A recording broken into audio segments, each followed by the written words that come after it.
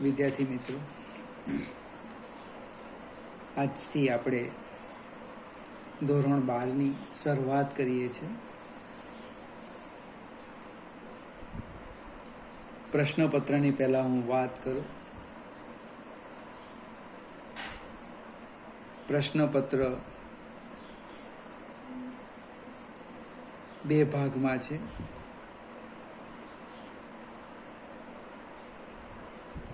પહેલા ભાગમાં 50 objective MCQ વિકલ્પવાળા છે. 50 માર્કની અંદર આપણે 3 ભાગ પાડવાના છે.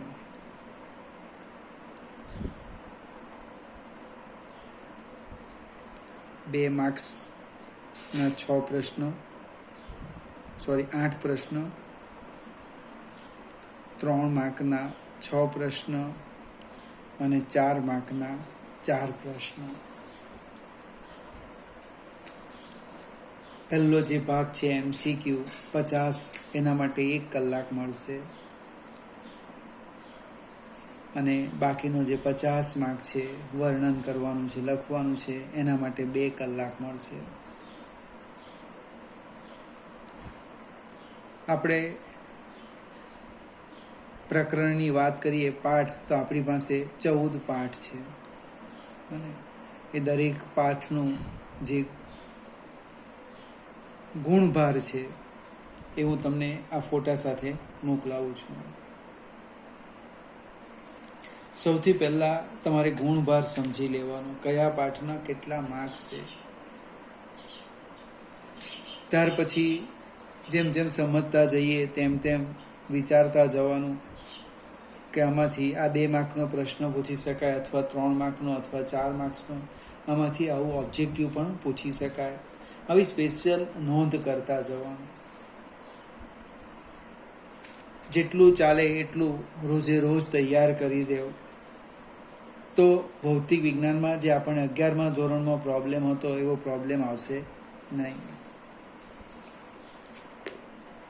તમે પ્રકરણના નામ જો તો 1 થી 7 પ્રકરણ છે.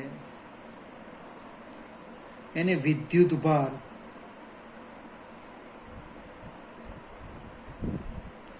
વિદ્યુત પ્રવાહ સાથે લેવા દેવા છે.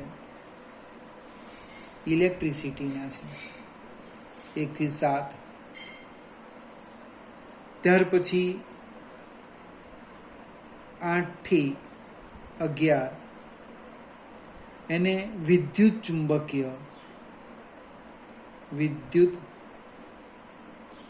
ચુંબકીય તરંગ, ટૂંકમાં વિકિરણ અથવા પ્રકાશ, તમે જે કહો એની સાથે લેવા દેવા છે. 12 અને 13 પરમાણુ, ન્યુક્લિયસ, એ 2 ચેપ્ટર છે જે આપણે કેમિસ્ટ્રીમાં તમે 11મા ધોરણથી શીખતા આવ્યા. પરમાણુ, ન્યુક્લિયસ. અને જે છેલ્લું ચેપ્ટર છે 14, એ ઇલેક્ટ્રોનિક્સનું છે. એ આપણા માટે નવું છે, શબ્દો સાંભળેલો છે, ઇલેક્ટ્રોનિક્સ.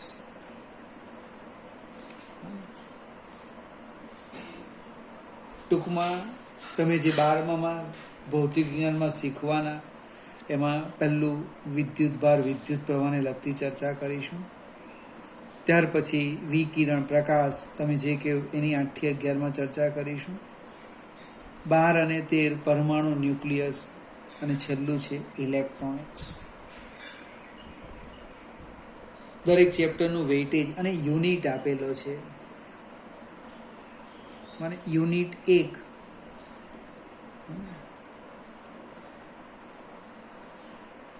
એ 24 માર્કનો છે.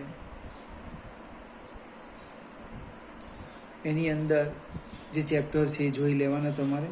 એ જ પ્રમાણે યુનિટ 2 26 માર્કનો છે. યુનિટ 3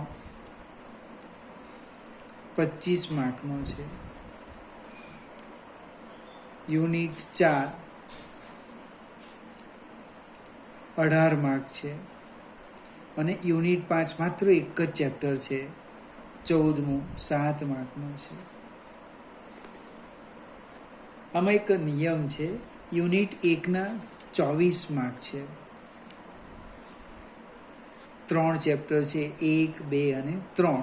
3 ચેપ્ટર ભેગા થઈને આ પહેલું યુનિટ બનેલું છે. હવે એમાં ગુણભાર પણ આપેલો છે. પહેલા ચેપ્ટરના 7 માર્ક, બીજાના 8 માર્ક, ત્રીજાના 9 માર્ક, એવું લખ્યું છે ખરું, પણ એ જરૂરી નથી. 3 ચેપ્ટરમાંથી 1 થી 3 ચેપ્ટરમાંથી 24 માર્કનું પૂછવાનું, પણ એનો અર્થ એવો નથી કે બધામાંથી એ નિયમ પ્રમાણે પૂછવાનું. એ ગુણભાર બદલાઈ શકે એવી એક શક્યતા છે, નોંધ આપી જ છે. એટલે આપણે યુનિટ પકડવાનો કે હું પહેલું યુનિટ કમ્પ્લીટ કરું તો મારા 24 માર્ક ફિક્સ થઈ જાય, યુનિટ 2 કમ્પ્લીટ કરું 26 માર્ક ફિક્સ થઈ જાય. તમે એક ચેપ્ટર આનું કરો, એક આનું કરો, એક ચેપ્ટર, એ નહીં ચાલશે. એ પદ્ધતિ હવે રહી નથી.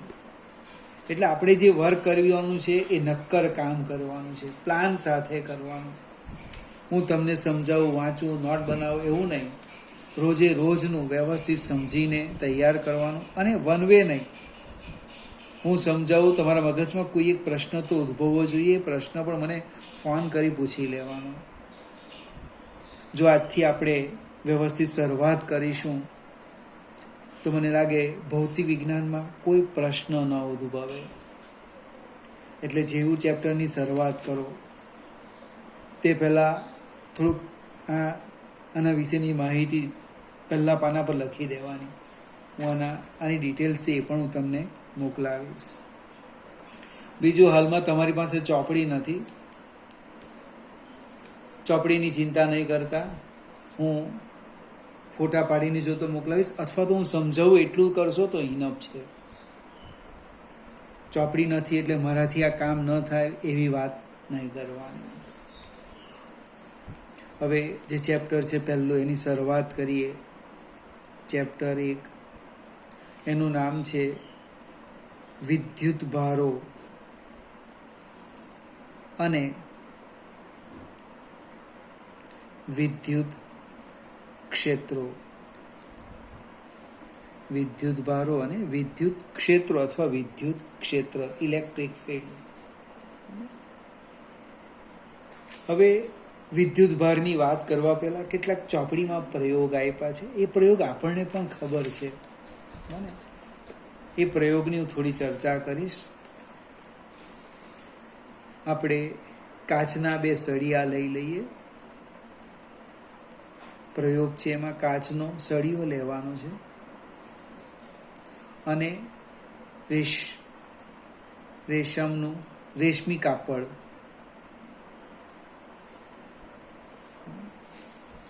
હવે કાચના 2 સળિયા લીધેલા છે. બંને સળિયાને હું આ રીતે લાવું. આમાં ધારો કે મારી પાસે 2 કાચના સળિયા છે, એમ નજીક લાવું, કંઈ થતું નથી. હવે આ કાચના સળિયાને રેશમ સાથે ઘસવામાં આવે, બને આ જે સળિયો છે અને રેશમનું કાપડ છે એની સાથે આપણે ઘસવામાં આવે. બંને સળિયાને શું કીધું? રેશમના કાપડ સાથે ઘસી દીધું. પછી તમે એને નજીક લાવો, બને આ એક કાચનો સળિયો છે અને એક બીજો કાચનો સળિયો છે. એને ઘસ્યા પછી જો તમે નજીક લાવો, એમની નજીક, તો બંને વચ્ચે અપાકર્ષણ બળ લાગે. અપાકર્ષણ બળ લાગે. ઘર્ષણ પહેલા બંને કાચના સળિયા વચ્ચે કોઈ બળ લાગતું ન હતું. હવે એમની વચ્ચે અપાકર્ષણ બળ લાગે. આપણે રેશમના 2 કાપડ હશે, એ બંને કાપડને બીજું નજીક લાવો તો એમની વચ્ચે પણ અપાકર્ષણ બળ લાગે. હવે આ મારી પાસે સળિયો છે, આ આપણે લઈ લઈએ કાચનો સળિયો, અને આ ધારો કે રેશમનું કાપડ છે. રેશમનું કાપડ છે, એ બંનેને જો નજીક લાવવામાં આવે તો એમની વચ્ચે આકર્ષણ બળ લાગે. ફરીથી એકદમ ધીમેથી સમજવા પ્રયત્ન કરીએ. આ બંને સળિયા ઘર્ષણ પહેલા એમની વચ્ચે કોઈ બળ લાગતું નહીં હતું. ઘર્ષણ પછી એ બંને વચ્ચે બળ લાગે છે. જો બંને સળિયા વચ્ચે હોય તો અપાકર્ષણ બળ, સળિયો અને રેશમનું કાપડ લઈએ તો આકર્ષણ બળ લાગે. આવી ઘણી બધી જોડ છે. બીજી એક જોડ છે પ્લાસ્ટિકનો સળિયો. આપણે એક ઉદાહરણ લીધું. બીજું લઈએ પ્લાસ્ટિકનો સળિયો. પ્લાસ્ટિકનો સળિયો અને ફર, ઊન. સેમ આ જ પ્રમાણે પ્લાસ્ટિકના સળિયાને ફર સાથે ઘસવામાં આવે અને એની નજીક બંને સળિયાને જો આ રીતે નજીક લાવવામાં આવે તો અપાકર્ષણ બળ લાગે. અપાકર્ષણ બળ લાગે. બંને કાચના કે બંને પ્લાસ્ટિકના સળિયાને એકબીજાની જો નજીક લાવવામાં આવે તો આપણને અપાકર્ષણ બળ લાગે છે. હવે આપણે આ પ્રયોગ ફરીથી કરીએ. એક કાચનો સળિયો લઈએ, બને, જેને રેશમના કાપડ સાથે ઘસેલું છે. આ જે સળિયો છે એ કાચનો છે. અને એક બીજો પ્લાસ્ટિકનો લઈએ, અને આપણે પ્લાસ્ટિકનો લઈ લઈએ. બંનેને એકબીજાની નજીક લાવવામાં આવે તો આકર્ષણ બળ લાગે છે.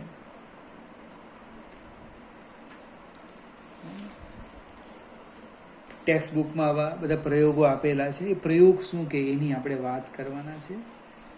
કે ઘર્ષણને કારણે કાચનો સળિયો અથવા રેશમનું કાપડ, પ્લાસ્ટિકનો સળિયો કે ફર, એની ઉપર કંઈક પ્રાપ્ત થાય છે. એને કારણે આ બળ ઉદ્ભવે છે.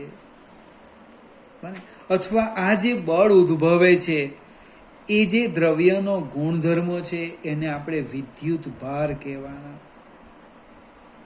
વિદ્યુત ભાર. ઘર્ષણને કારણે કાચનો સળિયો, રેશમી કાપડ, પ્લાસ્ટિકનો સળિયો અને ફર કેવા બની ગયા? વિદ્યુત ભારિત થઈ ગયા. એની ઉપર વિદ્યુત ભાર આવી ગયો. હવે આપણે બે પ્રકારના બળ જોયા. અપાકર્ષણ બળ પણ લાગે અને આકર્ષણ બળ પણ લાગે. એટલે વિદ્યુત ભારના પ્રકાર પાડી દઈએ.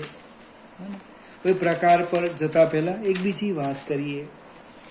પ્લાસ્ટિકના સળિયાને ફર સાથે ઘસે તો બંને પ્લાસ્ટિકના સળિયા પર સરખો વિદ્યુત ભાર હતો. અપાકર્ષણ એટલે ગણિતની ભાષામાં લખવું હોય તો કે સજાતીય વિદ્યુત ભારો વચ્ચે કયું બળ લાગે? અપાકર્ષણ. બંને કાચના સળિયા, બંને પ્લાસ્ટિકના સળિયા, બને, એમની વચ્ચે કયું બળ લાગે? અપાકર્ષણ બળ લાગે. એનો અર્થ એ જે વિદ્યુત ભાર છે એ સમાન હોવો જોઈએ. સમાન એટલે સજાતીય વિદ્યુત ભાર. કાચનો સળિયો અને પ્લાસ્ટિક લીધું તો આકર્ષણ બળ હતું, બને, એનો અર્થ એમની ઉપર કયો વિદ્યુત ભાર હશે? વિજાતીય વિદ્યુત ભાર. વિજાતીય વિદ્યુત ભારો વચ્ચે કયું બળ લાગે? આકર્ષણ લાગે. હવે એનો પ્રકાર પર જઈએ. આ તો આપણે લખ્યું સજાતીય વિદ્યુત ભાર અને વિજાતીય વિદ્યુત ભાર. સજાતીય વચ્ચે અપાકર્ષણ, વિજાતીય વિદ્યુત ભારો વચ્ચે આકર્ષણ બળ લાગે છે. હવે કાચના સળિયાને રેશમની કાપડના સંપર્કમાં લાવવામાં આવે તો શું થાય? અને આ આપણે કાચનો સળિયો એને કોની સાથે? રેશમના કાપડ ના સંપર્કમાં લાવવામાં આવે. સંપર્કમાં. અને ત્યાર પછી બંને વચ્ચે જો નજીક લાવવામાં આવે તો કોઈ બળ લાગતું નથી. એકબીજાના સંપર્કમાં આવે તો શું થાય? એમણે જે પ્રાપ્ત કરેલો વિદ્યુત ભાર છે એ ગુમાવી દે છે. સંપર્કમાં લાવે એટલે એની પાસે જે વિદ્યુત ભાર હતો એ વિદ્યુત ભાર અને એ ગુમાવી દે છે. પ્લાસ્ટિકના સળિયાને ફર સાથે ઘસ્યા પછી ફરના સંપર્કમાં લાવવામાં આવે તો એ શું કરે છે? વિદ્યુત ભાર ગુમાવી દે છે. પ્રશ્ન એ ઉદ્ભવે, તમને કોણે કીધું? તો સંપર્કમાં લાવ્યા પછી બંનેને એકબીજાની નજીક લાવવામાં આવે તો કોઈ બળ લાગતું નથી.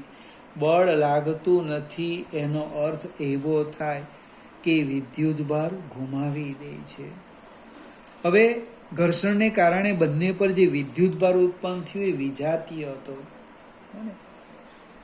પ્લાસ્ટિકનો સળિયો અને રેશમનું કાપડ આકર્ષણ બળ લાગે. કેમ? તો કે એના ઉપર વિજાતીય વિદ્યુતભાર હતા.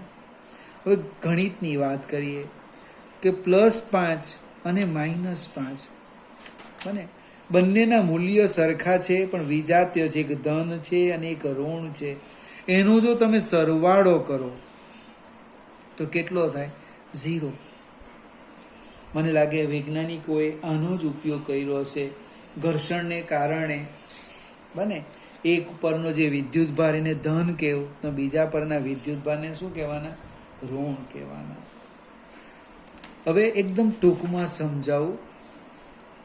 વિદ્યુતભારને 2 પ્રકાર પાડી દીધા આપણે. બરાબર, શરૂઆત કરીએ. વિદ્યુતભારના 2 પ્રકાર પાડી દીધા. એક ધન અને બીજું ઋણ. ધન વિદ્યુતભાર અને ઋણ વિદ્યુતભાર.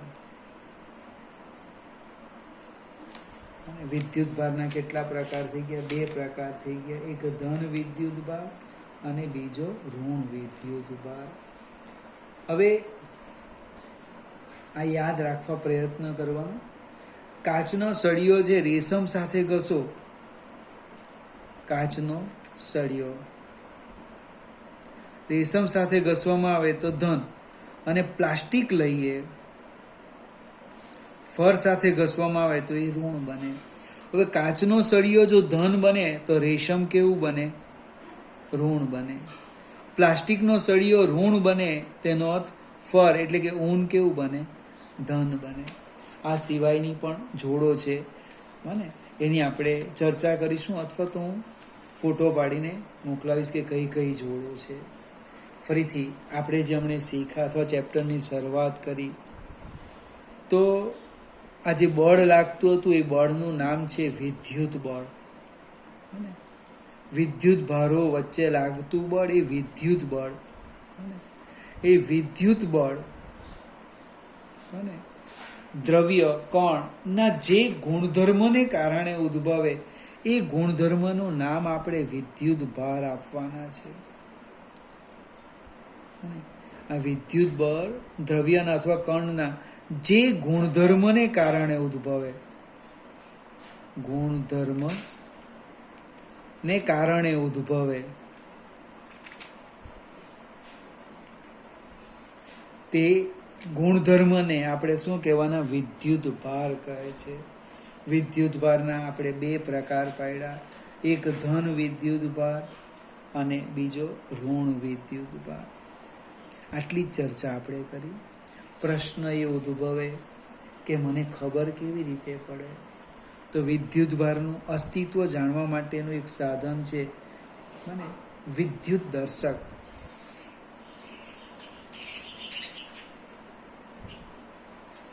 વિદ્યુત દર્શક.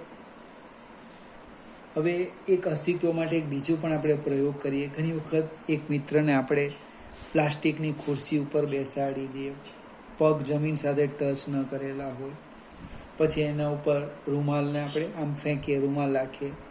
થોડો વખત પછી એના શરીર પર જો ટેસ્ટર મૂકીએ તો આપણને કરંટ બતાવે, અથવા એને પકડવા જઈએ તો આંચકો લાગે. વિદ્યુત દર્શક જોઈ શકાતો નથી વિદ્યુત ભાર. તો એને અસ્તિત્વ આપણે કેવી રીતે જાણવાના? તો એક નાનો સરખો પ્રયોગ છે, આપણે કરી શકીશું. આ એક મારી પાસે કાચની બોટલ છે, આ રીતના લઈ લઈએ. એની અંદર આ એક રબરનું બૂચ છે, એમાં એક ધાતુનો સળિયો મૂકેલો છે. હવે જે આ સળિયો છે એના છેડે બને મુક્ત રીતે હરીફરી શકે એવી 2 ધાતુની પટ્ટીઓ છે, આમ આ રીતના, કે જે હલી શકે એમ. હવે કાચના સળિયાને રેશમ સાથે ઘસી કાઢીએ. કાચનો સળિયો આપણે જે પકડવાનો એ અવાહક, આપણે કંઈક પડ રાખવાનું બને એ કાચના સળિયાને રેશમ સાથે ઘસો એટલે કાચનો સળિયો કેવો બની ગયો? ધન વિદ્યુત ભાર થઈ ગયો. એ ધન વિદ્યુત ભારી સળિયાને આ ધાતુના સળિયાના સંપર્કમાં લાવો એટલે શું થશે ખબર? આ વિદ્યુત ભાર સીધો ધાતુના સળિયા ઉપર ટ્રાન્સફર થશે, ગતિ કરે. એ વિદ્યુત ભાર સમાન રીતે વહેંચાવાનો એટલે વિતરિત થવાનો અને અહીંયા આવવાનો. આ બંને પટ્ટી પર પણ વિદ્યુત ભાર આવવાનો. એને કારણે શું થવાનું? સજાતીય વિદ્યુત ભારો એટલે અપાકર્ષણ બળ લાગે એટલે બંને પટ્ટીઓ વચ્ચેનું જે અંતર છે એ આમ થઈ જશે. આમ એ આપણે નરી આંખે જોઈ શકીશું. અને વિદ્યુત ભારનું અસ્તિત્વ જાણવા માટેનો પ્રયોગ. આ સિવાય પણ કેટલાક પ્રયોગો બુકની અંદર આપેલા છે. તમારી અનુકૂળતા એને જોવા પ્રયત્ન કરવાનો. સહેજ આપણે આગળ જઈએ ફરીથી. વિદ્યુતભારના પ્રકાર પાડ્યા, ધન અને ઋણ. ઇલેક્ટ્રોનને આપણે ઋણ વિદ્યુતભાર કહીશું અને પ્રોટોનને ધન વિદ્યુતભારી ગણીશું. હવે દ્રવ્યના પ્રકાર છે, માત્ર ખાલી નામની ચર્ચા કરું. દ્રવ્યના વિદ્યુતની દ્રષ્ટિએ 2 પ્રકાર પાડવાના. એક સુવાહક અને બીજું અવાહક. 2 પ્રકાર પાડીશું, સુવાહક અને અવાહક. હવે કદાચ 10મા ધોરણમાં લગભગ આવે છે વાહક અને અવાહક. અને તે ચર્ચા અહીંયા છે કે જે દ્રવ્યમાંથી વિદ્યુત પ્રવાહ સરળતાથી પસાર થાય એને શું કહેવાના? વાહક. અને જેમાંથી વિદ્યુત પ્રવાહ એટલે કે વિદ્યુત ભાર ગતિ કરી શકતો નથી એને આપણે કહીશું અવાહક. ફરીથી વિદ્યાર્થી મિત્રો, આજે એક જસ્ટ શરૂઆત કરી છે, 1 કે 2 લીટી માત્ર સમજાવી છે. નહીં ખ્યાલ આવે તો વિડીયો 2 વાર જોજો. સમજ પડ્યા પછી નોંધ કરજો. તમને જે ખ્યાલ આવે તે. થિયરીની અલગ નોટ બનાવવાની, એક્ઝામ્પલની જુદી બનાવવાની અને MCQ તમને જો ખ્યાલ આવતો જાય તેમ એની અલગ નોટ બનાવવાની ચેપ્ટર પ્રમાણે. એટલે 3 નોટ થશે આપણી, થિયરી, એક્ઝામ્પલ અને ઓબ્જેક્ટિવ. અને હું ગમે ત્યારે તમારી પાસે માંગીશ. આજે અહીંયા આપણે પૂર્ણ કરીએ.